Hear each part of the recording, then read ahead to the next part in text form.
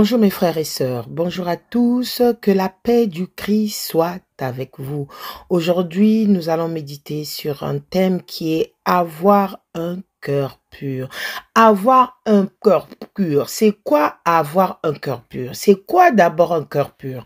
Avoir un cœur pur, c'est simplement n'avoir aucune intention contraire aux valeurs normales.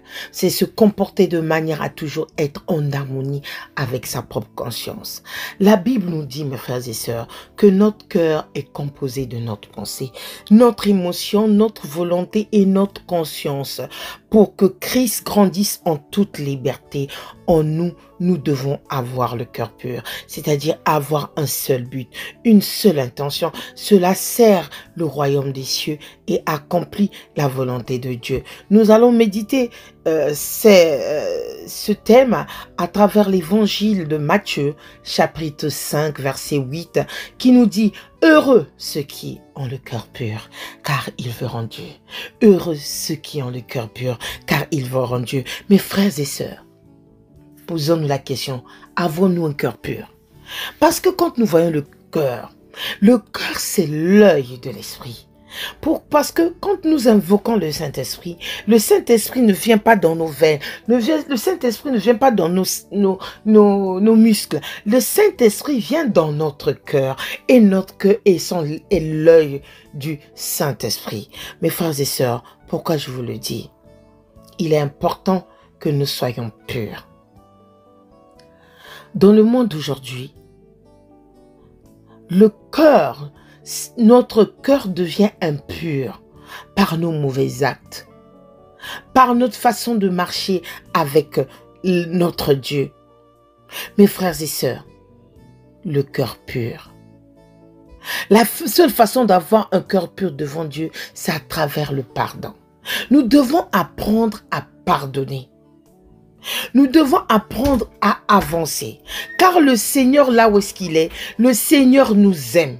Le Seigneur nous a donné son Fils unique, qui est mort sur la croix pour nos péchés. Il est mort pour nous. Ensuite, retenons une chose.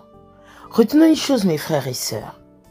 La Bible présente le cœur comme le siège des pensées, de la conscience, de la volonté et des désirs cachés de l'homme. C'est l'homme intérieur.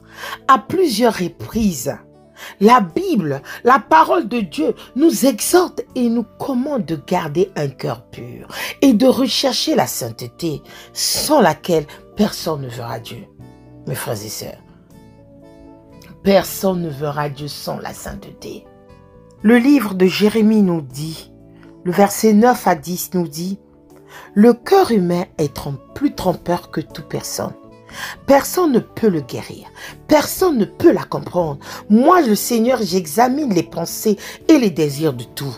Ainsi, je peux traiter chacun selon sa conduite, selon les résultats de ses actions. » Mes frères et sœurs, le Seigneur nous examine.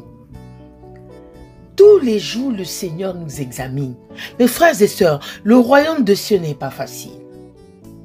Le royaume de cieux n'est pas facile. C'est pour ça, à chaque fois, quand nous faisons nos séances de prière, nos moments de prière, nous demandons toujours la purification. L'épître Jacques, le livre de Jacques, verset 4, chapitre 4, verset 8 nous dit, « Approchez-vous de Dieu.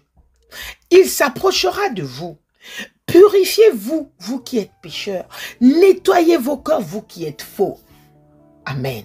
Mes frères et sœurs, Dieu nous demande de se rapprocher de lui, de nettoyer notre cœur, vous qui êtes faux. Mes frères et sœurs, c'est très profond.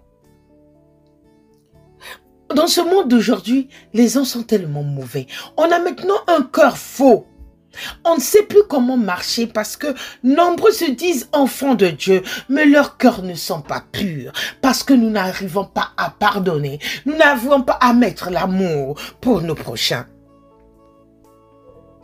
C'est pour cela que nous devons demander à Dieu un cœur pur, attaché à lui, comme l'avait dit David dans le Psaume 51, verset 10. « Ô Dieu, crée en moi un cœur pur, mets en moi un esprit nouveau, vraiment attaché à toi. » Alléluia. Ce psaume 51, c'est un psaume de repentance que David a fait comme prière pour demander la purification. Nous devons méditer la parole jour et nuit pour que notre cœur soit pur. Mes frères et sœurs, ne soyons pas faux. Ne soyons pas faux envers les autres. Ne soyons pas faux envers les autres. Tu dis que tu es un chrétien, que tu as un cœur pur, pendant que tu haïs ton prochain. Tu dis que tu es un chrétien, tu as un cœur pur, pendant que tu ne pardonnes pas ton prochain. Tu dis que tu es un chrétien, mais tu n'aimes pas ton prochain, tu as la haine contre ton prochain, tu trompes ton prochain, tu fais de l'hypocrisie à ton prochain, mais ton cœur n'est pas pur. Mes frères et sœurs, soyons aujourd'hui comme David. Soyons comme David. Pour rentrer au royaume des cieux, mes frères et sœurs, les temps sont proches. Oui, Jésus revient bientôt, comme on le dit. Est-ce que ton cœur est pur? Est-ce que nos cœurs sont purs? Mes frères et sœurs, comme nous le dit le psaume 119, 9 à 11 qui dit « Quand on est jeune, comment mener une vie pure? En obéissant à ta parole, Seigneur, je te cherche de tout mon cœur. Ne permets pas que je perde loin de tes commandements. Je garde tes enseignements dans mon cœur pour ne pas pécher contre toi. » Amen. Mes frères et sœurs, voici la clé pour être pur. Gardez les enseignements de Dieu, les commandements de Dieu, qui est la parole. Mon frère et ma sœur, si tu es un chrétien, tu ne peux pas passer une journée sans lire une parole, sans lire ta parole, sans le méditer. Parce que c'est grâce à la parole que nous nous rendons compte de nos défauts. Nous essayons de nous améliorer. Oui, tout le monde fait des erreurs de la vie. Nous faisons tous des erreurs. Mais si nous ne méditons pas les enseignements, comment pouvons-nous être purs pour éviter le péché? Recherchons ce qui est pur, afin que Dieu approuve notre état d'âme dans tout ce qu'il fait pour nous. Comme le dit Philippiens 4, verset 8. En tout cas, frères et sœurs, voici ce qui doit vous intéresser. Tout ce qui est vrai et mérite d'être respecté, tout ce qui est juste et pur, tout ce qu'on peut aimer et approuver, tout ce qui est très bon et ce qui mérite des félicitations. Amen. Mes frères et sœurs, tout ce que nous faisons, la parole de Dieu est claire. Tout ce qui est vrai mérite d'être respecté. Tout ce qui est juste et pur mérite d'être approuvé, mérite d'être félicité. C'est comme ça que nous aurons notre place au royaume des cieux. Aujourd'hui, on dit saint, saint est l'Éternel des armées. Aujourd'hui, on parle des saints parce qu'ils ont été purs. Mes frères et sœurs, prions pour avoir un cœur qui aime les autres. Si nous n'aimons pas les autres, notre cœur n'est pas pur. Nous devons obéir à la parole de Dieu. Comme le dit 1 Pierre 1, verset 22, en obéissant à la vérité, vous êtes devenus purs. Pour aimer sincèrement vos frères et vos sœurs chrétiens, aimez-vous donc les uns les autres de tout votre cœur. Aimons-nous les frères et sœurs. Aimons-nous les frères et sœurs pour avoir ce cœur pur. Tu dis être enfant de Dieu, mais tu ne pardonnes pas. Tu dis tu es un enfant de Dieu, mais tu n'as pas d'amour. Tu dis que tu es un enfant de Dieu, mais tu es hypocrite. Tu dis que tu es un enfant de Dieu, mais tu es un trompeur. Tu vis dans la malhonnêteté. Tu dis que tu es un enfant de Dieu. Tu es dans l'église, tu es incapable de saluer ou de partager cette union dans l'église des frères et sœurs.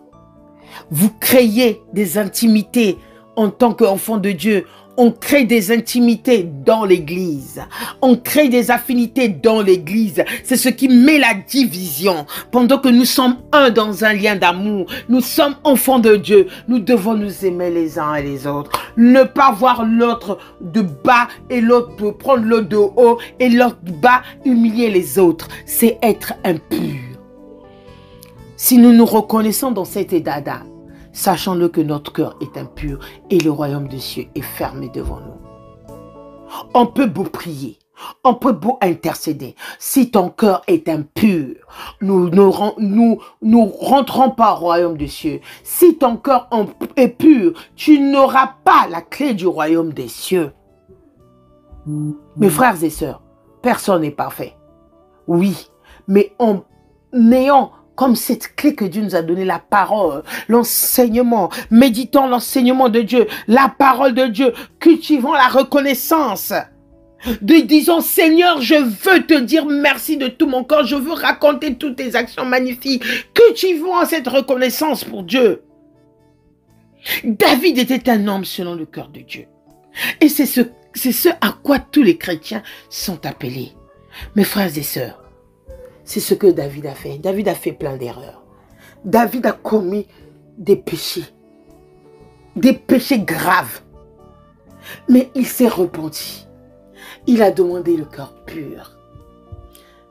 Il a demandé ce cœur pur parce qu'à chaque instant, il méditait la parole dont nous tous nous lisons souvent des psaumes. Parce qu'il avait connu la clé de la pureté. C'est la parole, la connaissance, lire la parole jour et nuit, la méditer jour et nuit pour pouvoir être pur. Préservons notre cœur, mes frères et sœurs. Préservons notre cœur, quel que soit ce que nous pouvons rencontrer dans notre vie. Aimons nos ennemis, aimons nos prochains pour garder notre cœur pur. Nous avons tous un seul but sur terre. C'est d'entrer dans le royaume des cieux. Et la clé du royaume des cieux, mes frères et sœurs, c'est avoir un cœur pur. Tu peux offrir tes dons. Tu peux faire tes dons caritatifs. Tu peux faire tout ce que tu veux pour aider l'église. Tu peux faire tout ce que tu veux pour aider les orphelins. Tu peux pour toi chanter. Tu peux avoir une voix d'or. Tu peux avoir, je ne sais pas, tu peux être un grand pasteur. Mais si tu n'as pas un cœur pur, la clé du royaume des cieux, tu ne l'auras pas. Que Dieu vous bénisse tous. Amen.